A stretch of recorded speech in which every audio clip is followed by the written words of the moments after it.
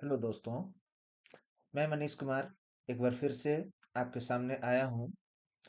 अंक प्लस के YouTube channel पर आपका हार्दिक अभिनंदन करते हुए मैं आज आपको हिंदी के कुछ एमसीक्यूज बताने जा रहा हूँ, जो कि किसी भी जनरल एग्जामिनेशन के लिए बहुत बहुत बहुत ही ज़्यादा बेनिफिशियल होगा, बहुत ही ज़्यादा लाभदायक होगा। आप हमारे यूट्यूब चैनल पे डिस्क्रिप्शन बॉक्स में और भी कुछ सब्जेक्ट के वीडियोज को देख सकते हैं। आप अभी वर्तमान समय में किसी भी एसएससी, बैंकिंग, रेलवे, टीचर, जिन से भी कम्पिटिटिव एग्जाम की तैयारी कर रहे हैं, जिस पे हिंदी के कुछ एमसीक्यूज रहेंगे, वो आपके लिए बहुत बहुत बहुत ही बेनिफिशियल होगा। हम लोग आगे बढ़ते हैं। सबसे पहला सवाल है हमारा सबसे पहला सवाल क्या है हमारा? किसी कार्य में दूसरे के आगे बढ़ने की इच्छा। क्या बोल रहा है? किसी कार्य में दूसरे के आगे बढ़ने की इच्छा अर्थ देने वाला एक शब्द। क्या शब्द है? दूसरे से आगे बढ़ने की इच्छा। तो दूसरे से आगे हम लोग कब बढ़ना चाहते हैं? जब हम लोग स्पर्धा करते हैं? नहीं। जब हम लोग ईर्ष्या करते हैं?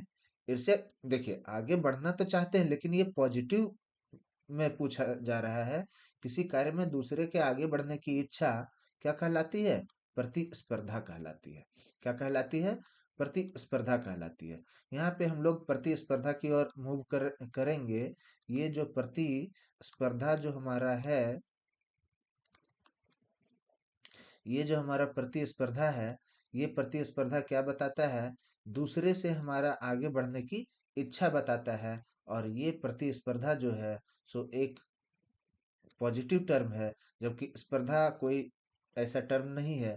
और ईर्ष्या एक नेगेटिव टर्म है, इसलिए ईर्ष्या इसमें नहीं होगा। ठीक है, बात समझ में आ रहा है? हम लोग आगे बढ़ते हैं। अगला सवाल हमारा है क्वेश्चन नंबर 2। कुच्छी। कुच्छी का क्या मतलब है? ये जो शब्द आप देख रहे हैं यहाँ पे, ये जो आपको दिख रहा है कुच्छी, कुच्छी का मतलब होता है कोख। कोख हम लोग किसे कहते हैं? कोख हम लोग कहते हैं मदर वॉम्ब को। कोख हम लोग कहते हैं मदर वॉम्ब को, या माँ के गर्भ को। माँ के गर्भ को, जिसपे बच्चा जिससे बच्चा जन्म से पहले जन्म से पहले बच्चा अपने जन्म से पहले जहाँ पे क्या कर रहा होता है? कहाँ पे क्या कर रहा होता है बच्चा? वहाँ पे ग्रो कर रहा होता है, ग्रो करता है, यानी कि डेवलप होता है, यानी कि डेवलप होता है, यानी कि ये वो स्पेस है माँ के पेट में जिसमें बच्चा डेवलप हो रहा होता है, बच्चा ग्रो कर रहा होता है, या बच्चा बन रहा होता है। वैसे स्पेस को हम लोग कहते हैं कुच्छी। कुच्छी का तद्भव रूप क्या है? अब यहाँ पे बात आता है ये तद्भव। क्वेश्चन का जवाब तो आपको मिल गया कि कुच्छी का मतलब कोख होता है, लेकिन ये तद्भव रूप क्या है? तो तद्भव रूप का मतलब होता है, तद्भव का मतलब होता है जिसका उपयोग जिसका उपयोग हम लोग जिसका उपयोग संस्कृत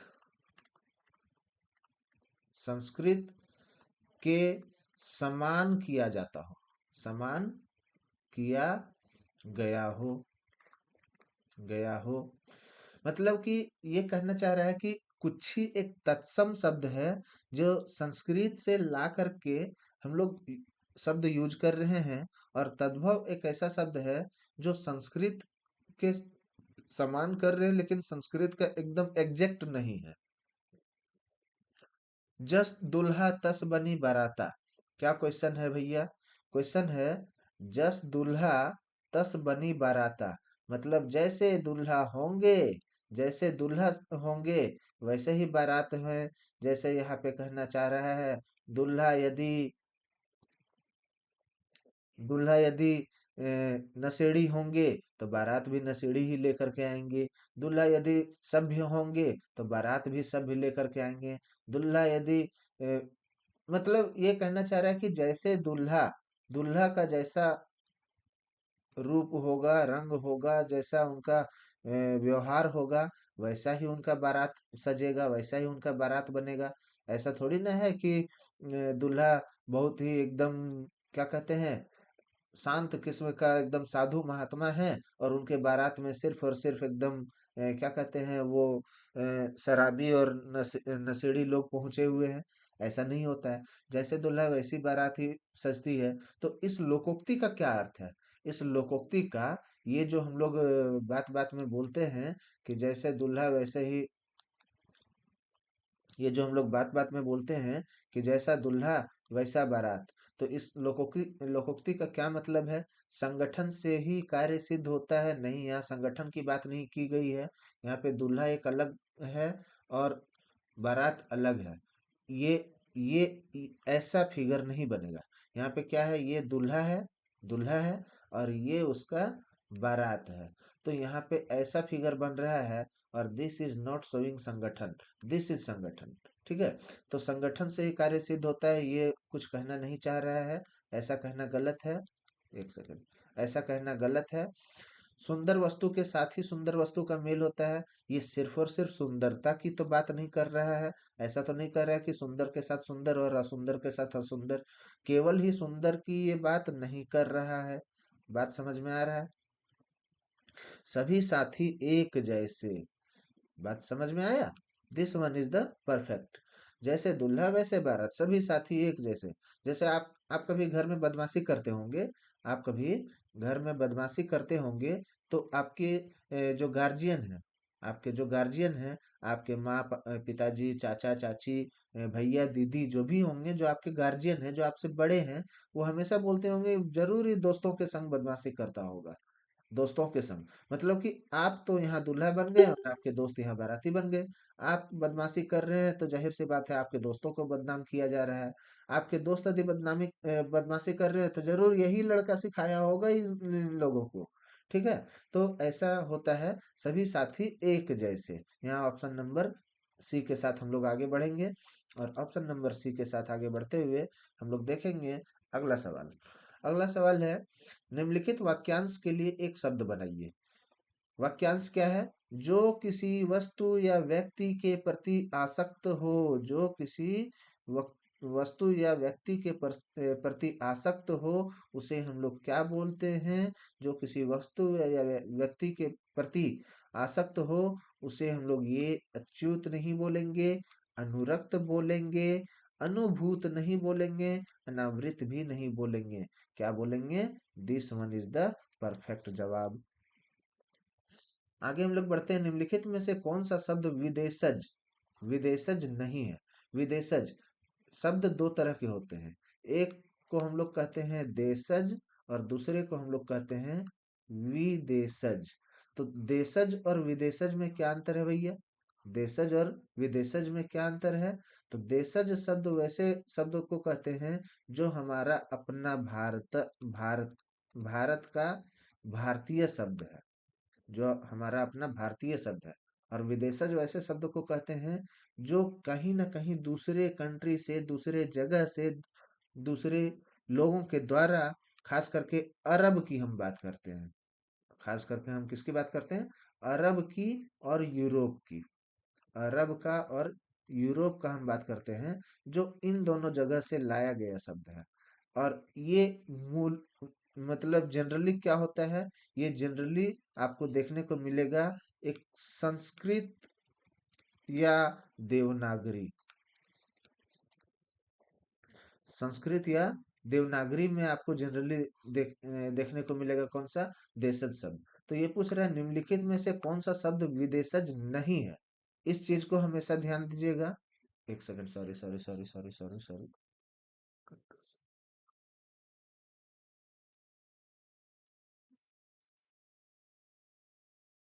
हाँ, क्या है कि इस चीज पे हमेशा ध्यान दीजिएगा। ये देशज जो शब्द है, ये देशज शब्द क्या है? हमारा भारतीय शब्द है। और ये पूछ रहा है विदेशज शब्द नहीं है, मतलब यहाँ पे आपको ये ध्यान देना है कि विदेशज शब्द नहीं है पूछ रहा है। तो कौन सा नहीं है? फकीर। फकीर बाहर से लाया गया शब्द है, ये अरब का शब्द है। इमारत, ये भी एक अरब का शब्द है। नतीजा ये भी अरब का शब्द है। जगमग ये हमारा अपना देवनागरी लिपि में लिखा हुआ शब्द है। ये हमारा देशज शब्द है, ये भी देशज नहीं है। इसी प्रकार हमने कुछ करंट अफेयर्स के भी क्वेश्चन कराए हुए हैं। आप प्लेलिस्ट नीचे दिए गए डिस्क्रिप्शन बॉक्स में आपको मिल जाएगा। आप वहां से प्लेलिस्ट से देख सकते हैं। Current affairs, English, Hindi, GK, बहुत सारे अलग अलग तरीके से आपको अलग अलग सब्जेक्ट का प्लेलिस्ट बना करके आपके सामने प्रस्तुत किया गया है। आप देखेंगे, आपको अच्छा लगेगा, अपने दोस्तों से भी शेयर करेंगे और अपने जितने भी संगी साथी हैं उनसे कमेंट करवाएंगे, खुद भी कमेंट करेंगे, मुझे अच्छा लगेगा। निम्नलिखित वाक्यों में से रिक्त स्थान की पूर्ति उचित एकार्थी शब्द युग्म से करें। अब देखिए, उचित एकार्थी शब्द ये क्या, सबसे पहला यहाँ बात है, सबसे पहले यहाँ बात है कि ये जो उचित एकार्थी शब्द है, ये उचित एकार्थी शब्द ये क्या है? उचित एकार्थी शब्द का मतलब होता है एक ऐसा शब्द जो आपको क्या बताता हो, जो आपको बताता हो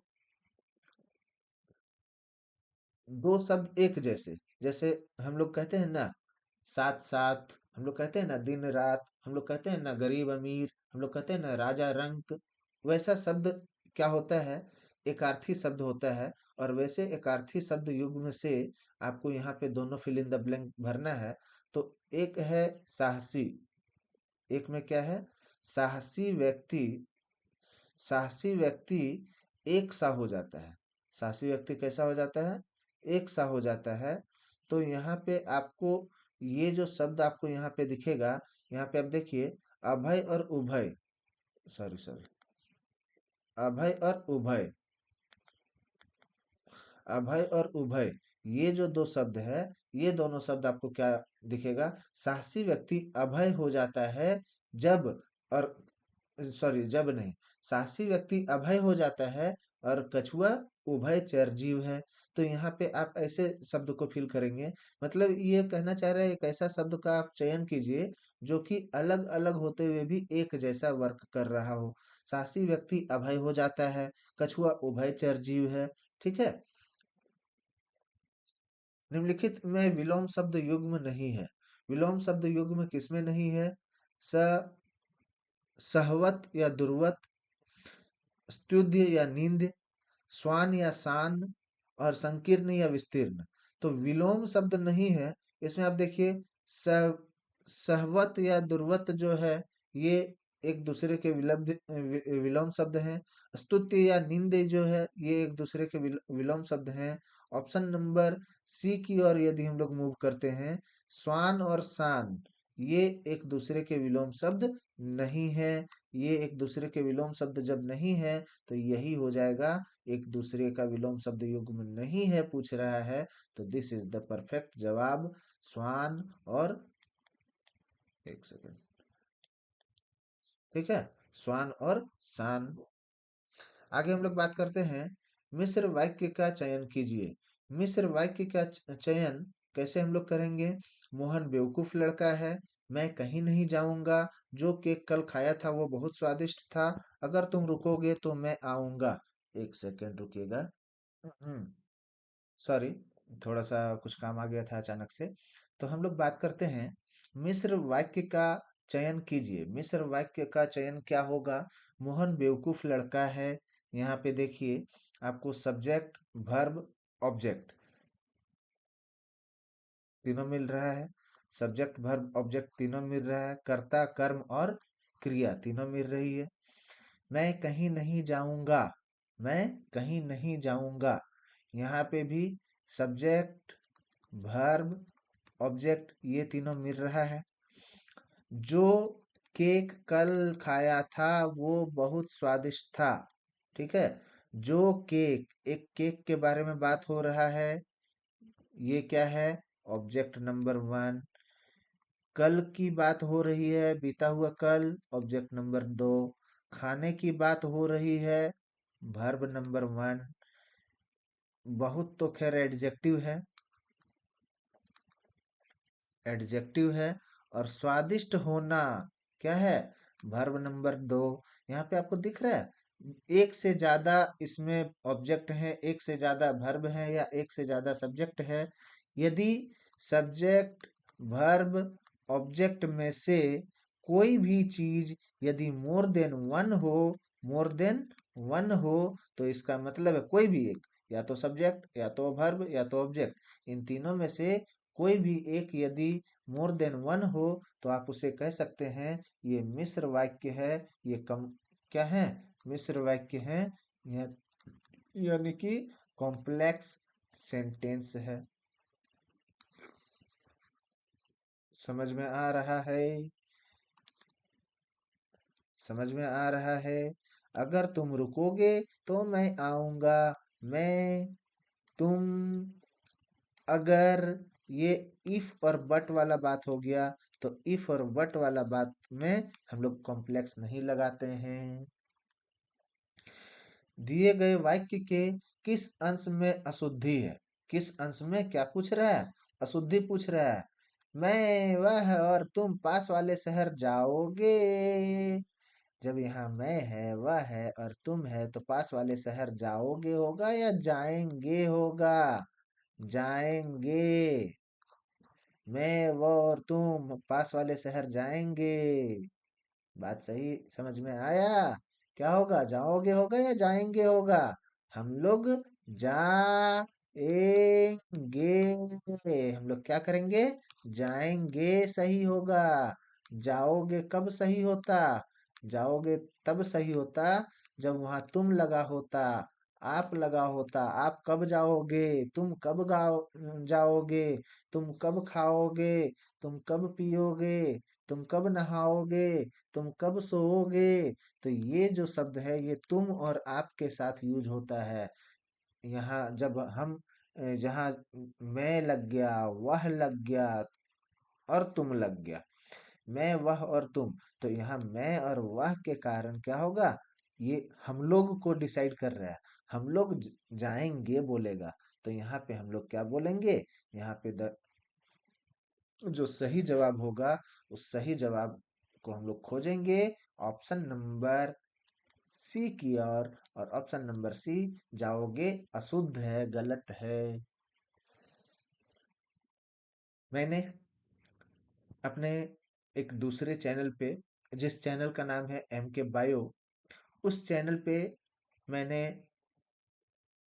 बायोलॉजी की भी क्लास ले रखी है और कंटिन्यू नीट के एग्जाम तक तो लेना ही है। यदि आपको ठीक ठाक समझ आ रहा है तो आप एक बार एमसीक्यू के क्वेश्चंस को विजिट करें, यदि आप कोई नीट के एस्पायरेंट हैं तो। और यदि आप नीट के एस्पायरेंट नहीं हैं तो आपके संपर्क में जितने भी लोग हैं जो नीट के लिए, आपके छोटे भाई बहन, आपके दोस्त यार मित्र, जो कोई भी नीट का तैयारी करना चाह रहे हैं, उन्हें एम के बायो नाम से जो चैनल का प्लेलिस्ट दिया हुआ है नीचे डिस्क्रिप्शन बॉक्स में, उसको ओपन करके शेयर करें और उन्हें बोलें कि एक बार वो नीट के क्वेश्चंस को विजिट करें। और मैं गारंटी के साथ बता सकता हूँ कि बायोलॉजी के लिए आपको, या जो भी एस्पायरेंट हैं, नीट के एस्पायरेंट हैं, उनको बायोलॉजी के लिए कभी सोचना नहीं पड़ेगा। एक्चुअली मैं पिछले 8 साल से, 2018 से ही कंटिन्यू बायोलॉजी की स्टडी, सॉरी, बायोलॉजी का फैकल्टी बन के, बायोलॉजी के टीचर बन के बायोलॉजी पढ़ा रहा हूँ। और मेरा बायोलॉजी बैकग्राउंड है, आज मैं खुद एक डॉक्टर हूँ। तो आप आगे बढ़ के लोगों से अपील कर सकते हैं, लोगों को शेयर कर सकते हैं। बायोलॉजी मेरा अपना फेवरेट सब्जेक्ट रहा है, मैं खुद एक डॉक्टर हूँ। तो आज आप बायोलॉजी को अपने दोस्तों से शेयर कर दीजिएगा। निम्नलिखित में से शुद्ध वाक्य है। शुद्ध वाक्य क्या है? मैंने घर जाना था। मैंने घर जाना था। निम्नलिखित में से क्या पूछ रहा है भैया? निम्नलिखित में से पूछ रहा है ये शुद्ध वाक्य। शुद्ध बोले तो क्या है? शुद्ध बोले तो जो बिल्कुल परफेक्ट हो। शुद्ध बोले तो जो बिल्कुल परफेक्ट हो, जिसमें कोई त्रुटि ना हो। त्रुटि जिसमें ना हो, जिसमें किसी भी तरह का कोई अशुद्धि ना हो। अशुद्धि ना हो, जो हर एंगल से कैसा, हर एंगल से प्योर हो। प्योर हो, जिसमें किसी भी तरह का कोई गलत ना हो, जो हर तरह से सही हो, उसे हम लोग शुद्ध वाक्य बोलेंगे। तो यहाँ देखिए, मैंने घर जाना था या मुझे घर जाना था? मैंने घर जाना था या मुझे घर जाना था? मुझे घर जाना था, मैंने नहीं घर जाना था। ठीक है, तो ये हो गया गलत। बच्चे को पौष्टिक आहार चाहिए। बच्चे को क्या ये पौष्टिक आहार चाहिए? नहीं। अ- अच्छा, sorry sorry sorry sorry sorry. बच्चे को पौष्टिक आहार चाहिए? नहीं। पौष्टिक क्या चाहिए? आहार चाहिए। आहार क्या होता है? आहार क्या होता है? अब में आकार लगेगा कि नहीं लगेगा? आहार होता है ना जी। आहार का मतलब खाना, मतलब भोजन, मतलब समझ रहे हैं? खाना मतलब भोजन, मतलब आहार, मतलब मतलब और क्या? जलपान, जिसको आप नाश्ता बोलते हैं। मतलब कि ये कहना चाह रहा है मिड डे मील, जिसमें आपको खिचड़ी खाने को मिलता है। ठीक है, मिड डे मील ये एग्जैक्टली नहीं कहना चाह रहा है, ये कहना चाह रहा है बच्चे को पौष्टिक खाना चाहिए, पौष्टिक भोजन चाहिए, पौष्टिक जलपान चाहिए, पौष्टिक आहार चाहिए, आहार नहीं। अपने वचन पर स्थायी रहो। ये एकदम परफेक्ट लग रहा है। अपने वचन पर स्थायी रहो, परमानेंट रहो, अडिग रहो। किसी भी तरह के संकट के सामने डटे रहो। डटे रहो, अडिग रहो, अडिग। ठीक है। भट्ठी में ईंधन नहीं नहीं नहीं नहीं नहीं नहीं। देखिए, ये बिंदु नहीं होना चाहिए ना। यहाँ पे ओनली नहीं होना चाहिए। ये नहीं, ये बिंदु का क्या मतलब बनता है? ये यहाँ जो बिंदु दे दिया, इस बिंदु का कोई मतलब नहीं बनता है। ये बिंदु नहीं होना चाहिए था। ठीक है। मैंने घर जाना। हाँ, एक चीज तो यहाँ भी मैंने गौर नहीं किया। यहाँ भी देखिए, ये जो छोटा सा बिंदु दिया हुआ है, मैंने। अरे भैया, मुझे घर जाना था, मैंने घर जाना था क्या होता है? तो मुझे घर जाना था, ये तो खैर गलत है ही। बच्चे को पौष्टिक आहार नहीं, आहार चाहिए, ये भी गलत है। भट्टी में ईंधन नहीं, ये नहीं नहीं होगा, यहाँ पे नॉर्मल नहीं होगा। ये बिंदु क्या होता है? बिंदु। भट्टे में ईंधन नहीं था, ऐसा थोड़ी हम लोग बोलते हैं। हम लोग बोलते हैं भट्टी में ईंधन नहीं था। तो ऑप्शन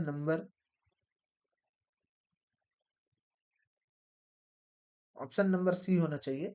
यहाँ ये आपका गलत है। Option number C is the perfect जवाब। ठीक है। बस इसी क्वेश्चन के साथ हम लोग आज के वीडियोज को समाप्त करेंगे। और बने रहिए मेरे साथ।